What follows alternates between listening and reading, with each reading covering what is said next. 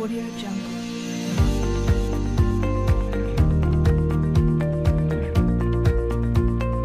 Tahukah Anda, pengembalian batas bidang tanah adalah pengukuran yang dilaksanakan kedua atau beberapa kali terhadap bidang tanah yang telah terdaftar atau bersertifikat.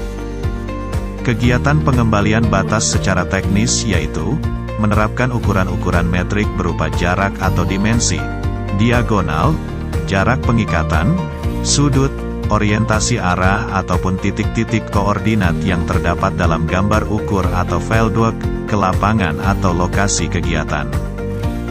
Gambar ukur atau fieldwork adalah dokumen otentik yang menerangkan objek hak, yaitu meliputi dimensi, orientasi, batas-batas bidang, dan letak bidang tanah, baik relatif maupun absolut yang diambil sewaktu pengukuran bidang tanah pertama kali.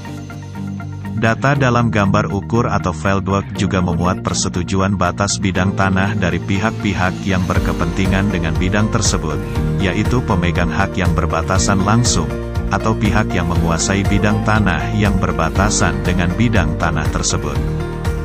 Tahukah Anda, berdasarkan Surat Edaran Dirjen Infrastruktur Keagrariaan Nomor 24-01-01.02-I-2020 tentang petunjuk mekanisme dalam rangka pengembalian batas bidang tanah.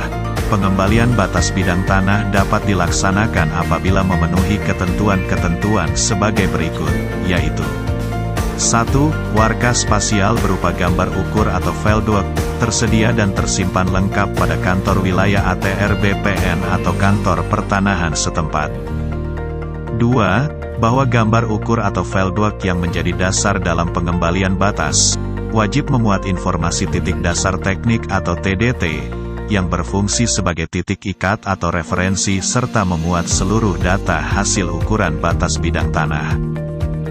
3. Bahwa data-data dalam gambar ukur atau fieldwork, baik titik dasar teknik dan data hasil ukuran, masih sesuai dengan keadaan yang sebenarnya di lapangan, dan tidak mengalami perubahan-perubahan karena dinamika pembangunan atau bencana alam, sehingga data-data tersebut masih relevan untuk digunakan dalam kegiatan pengembalian batas. 4. Bahwa pemasangan tanda batas bidang tanah hasil pengukuran pengembalian batas bidang tanah hanya dapat dilaksanakan setelah batas-batas tersebut disepakati dan disetujui oleh pemegang hak atas tanah yang bersangkutan dan pemegang hak atas tanah atau pemilik tanah yang berbatasan langsung. 5. Bahwa persetujuan kesepakatan batas-batas bidang tanah dituangkan dalam berita acara yang ditandatangani oleh para pihak yang berkepentingan.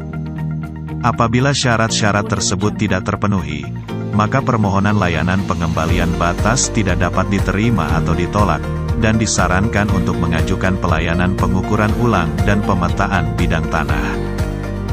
Dengan semakin tingginya kebutuhan akan tanah, dan nilai ekonomi tanah yang semakin tinggi, intervensi layanan pengembalian batas semakin tinggi pula. Tetap semangat, semoga Tuhan Yang Maha Kuasa memberikan petunjuk dan rahmat-Nya kepada kita semua.